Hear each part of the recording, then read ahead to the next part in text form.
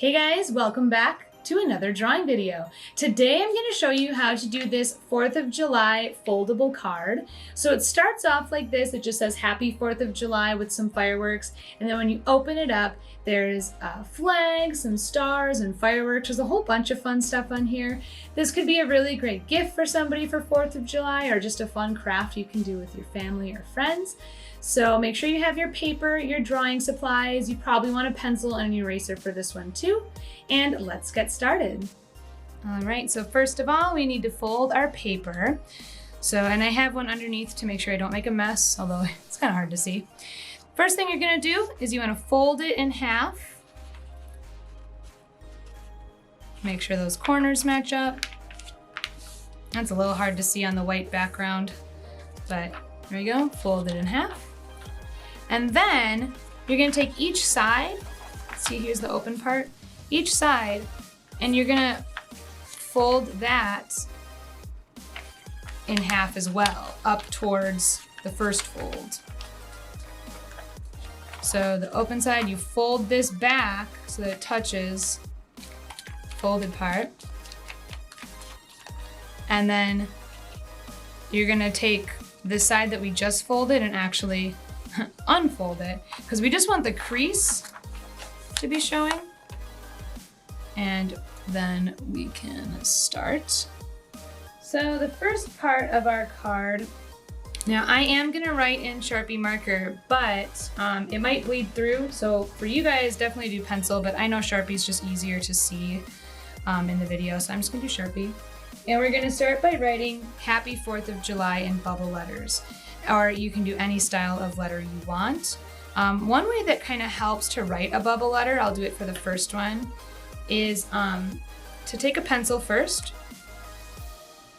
and just write the letter out regular, like that, and then trace around it to make your bubble letter. Now, once you practice a lot with bubble letters, you might not need to do it this way. I've practiced a lot. I love writing bubble letters. So I'm just gonna do the rest without the guidelines, but that's a way you can do it. But go ahead and write Happy 4th of July, any style of lettering you want.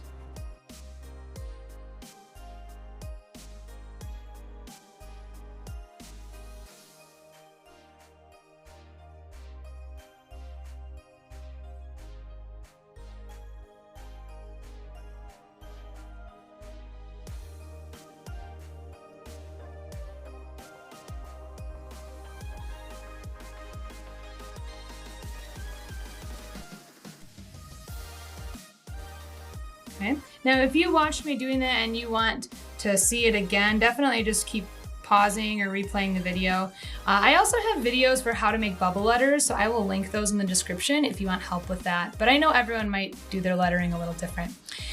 So I have that part done, and now I'm gonna draw 2 or 3 fireworks. So pick any spot, draw a little circle, and you're going to draw, imagine a curved line, but then just draw dashes.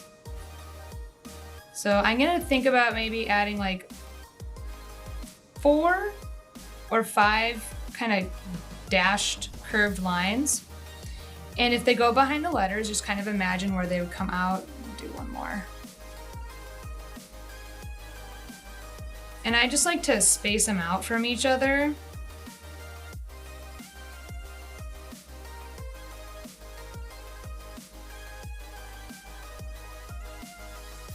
All right, and now we're ready to open this up. Okay, so this is some stuff that I'm gonna do in pencil first because there's so many overlapping shapes. It's just a couple things I'm gonna do in pencil first, and then I'll do Sharpie for everything else to be easier to see. There we go. Okay, so I'm gonna do some of those big stars first. So of course you could just draw the shape of a star, but that is kind of tricky. I like to do it this way. So upside down V shape. Then you go there, straight across, and then angle back. Now, the corners here are pointed. I'm gonna just kind of trace around them to make them more round. But drawing it out that way helps me a lot to make my stars look even, because honestly, stars are kind of tricky.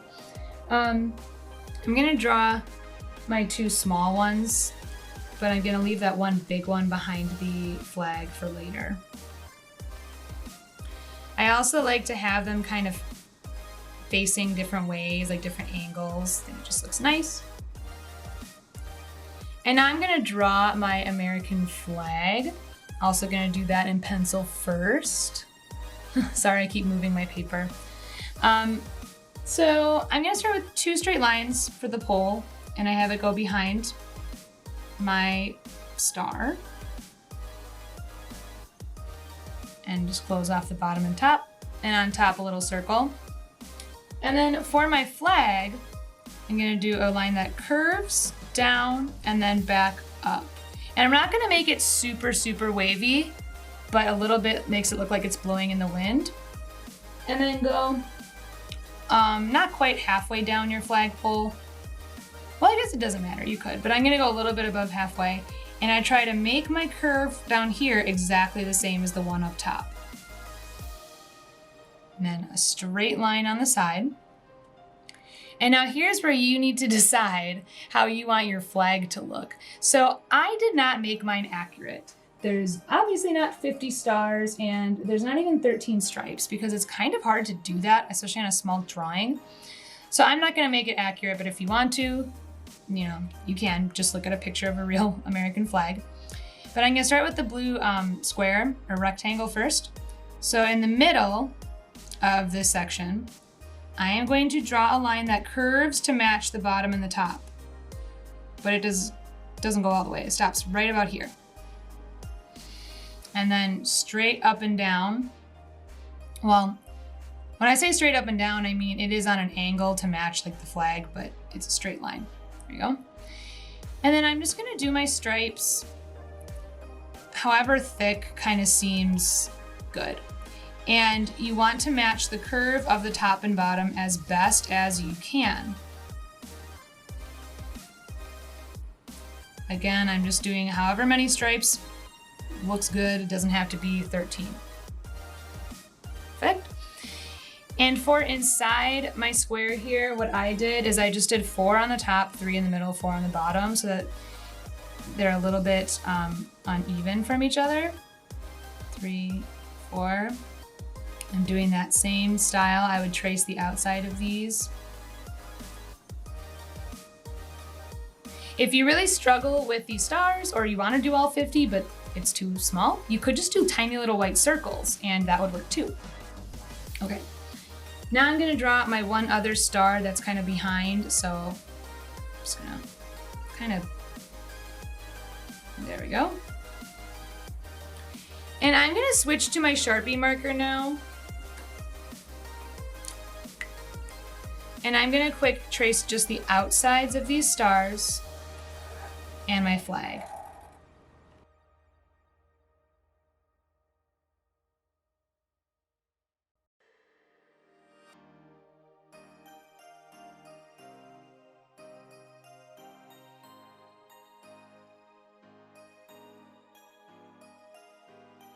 All right, so now we've got that stuff traced. I'm gonna leave the pencil lines for now. We can deal with those later.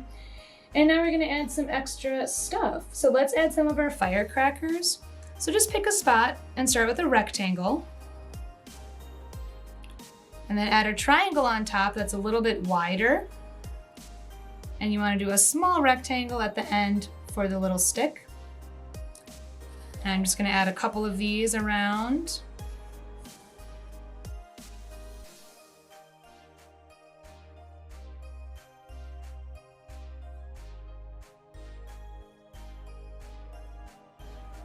If you want to add some decorations, you could do some horizontal or diagonal stripes.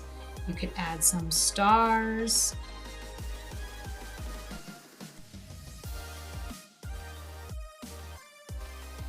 And then I'm going to add some little sparklers too. So 2 straight lines, and they can be anywhere. And then you do kind of like a little zigzag in a circle, if that makes sense. And then I have little dashed curved lines like our firecrackers, or our fireworks, I mean. Just coming out. And do a few more.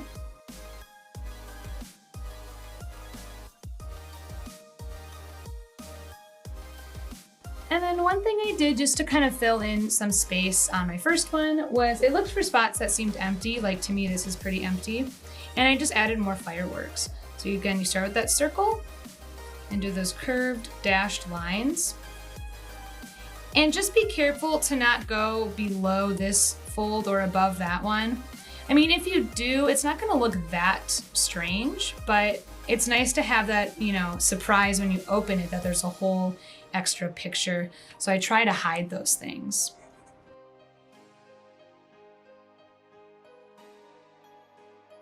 Okay, I think that's pretty good. I could take some more time and maybe add more things to it.